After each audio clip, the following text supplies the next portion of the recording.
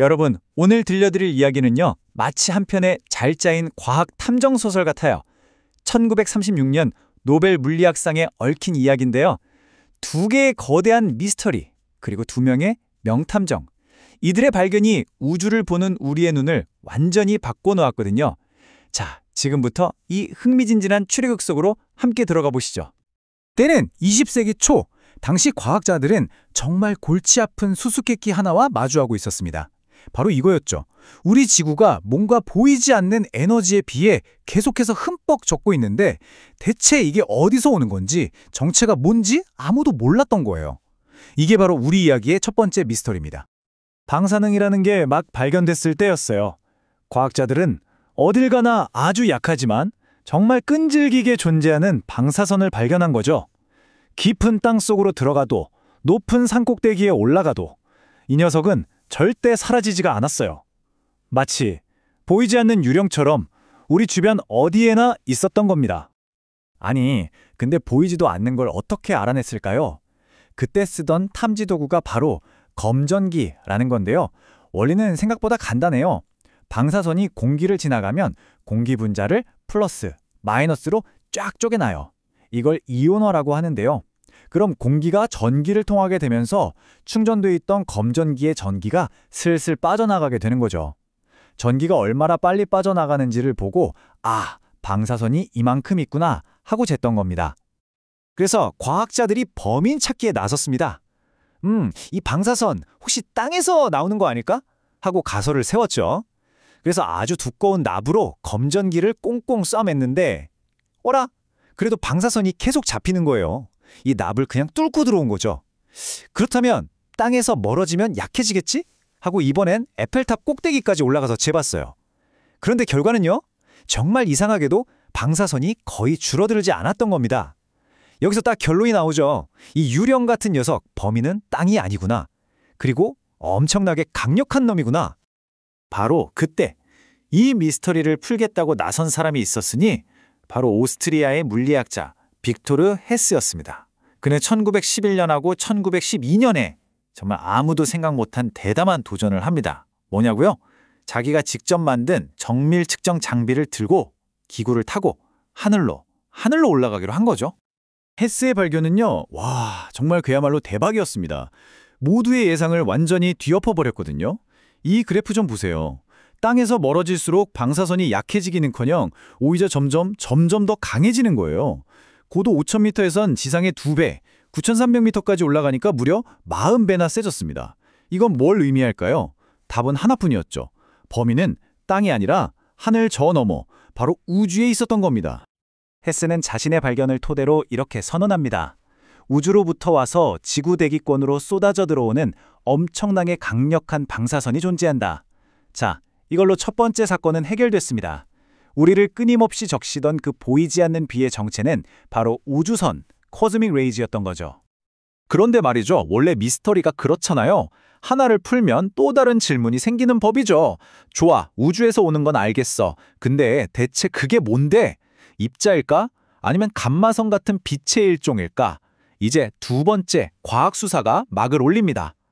자, 이제 용의 선상에 오른 두 후보가 있었습니다. 하나는 전기를 띤 알갱이, 즉 입자선이고요. 다른 하나는 전기가 없는 빛, 감마선이었죠. 이 둘을 구별할 결정적인 증거는 바로 자석이었습니다.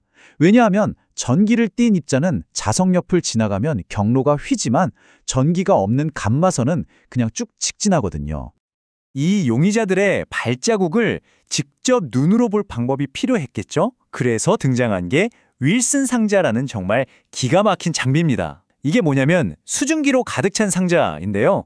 이 안으로 눈에 보이지 않는 입자가 휙 하고 지나가면 그 길을 따라서 하얀 물방울 자국이 남는 거예요. 마치 비행기가 지나간 뒤에 하얀 비행운이 남는 것처럼요. 이 발자국을 사진으로 찍을 수 있었던 거죠. 자, 이제 두 번째 탐정이 등장할 차례입니다. 미국의 젊은 물리학자 칼 앤더슨. 그의 임무는 이 윌슨 상자를 아주 강력한 자석 안에 놓고 우주선이 남기고 가는 수많은 발자국들을 밤낮 없이 사진으로 찍어서 분석하는 거였어요. 정말 끈기가 필요한 작업이었죠. 그렇게 수만 장의 사진을 넘겨보던 1931년의 어느 날, 앤더슨은 정말 이상한 도저히 기존의 물리법칙으로는 설명이 안 되는 궤적 하나를 발견하고 맙니다. 바로 이 사진 한 장이 물리학의 역사를 통째로 바꿔놓을 줄은 그때는 아무도 몰랐겠죠. 앤더슨이 본 건 이거였습니다. 궤적이 플러스 전하를 띤 입자처럼 휘었어요. 그런데 이상한 건 그 휘는 정도가 너무 심했다는 겁니다. 만약 이게 무거운 양성자였다면 자석에 거의 영향을 안 받고 직선에 가깝게 갔을 텐데 이건 마치 가벼운 전자처럼 크게 휘어버린 거죠. 잠깐만. 플러스 전하를 띄었는데 전자처럼 가볍다고? 이게 말이 되나요? 당시 물리학으로는 완전 모순이었습니다. 결론은 단 하나였습니다. 이건 우리가 알던 입자가 아니었어요. 질량은 전자랑 똑같은데 전하만 정반배인 완전히 새로운 입자, 바로 양전자, 포지트론이었습니다. 이게 그냥 새 입자 하나 찾은 게 아니고요. 이론으로만 존재했던 반물질이 실제로 있다는 걸 보여준 첫 번째 증거였어요.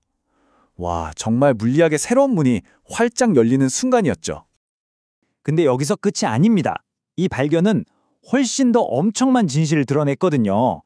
바로 순수한 에너지, 그러니까 우주에서 온 강력한 감마선이 원자의 근처를 지날 때 텅 빈 공간에서 갑자기 물질인 전자와 양전자 한 쌍이 짠나고 생겨날 수 있다는 거였어요. 그 유명한 공식 E는 mc제곱처럼 에너지가 물질로 변하는 그 순간을 포착한 겁니다.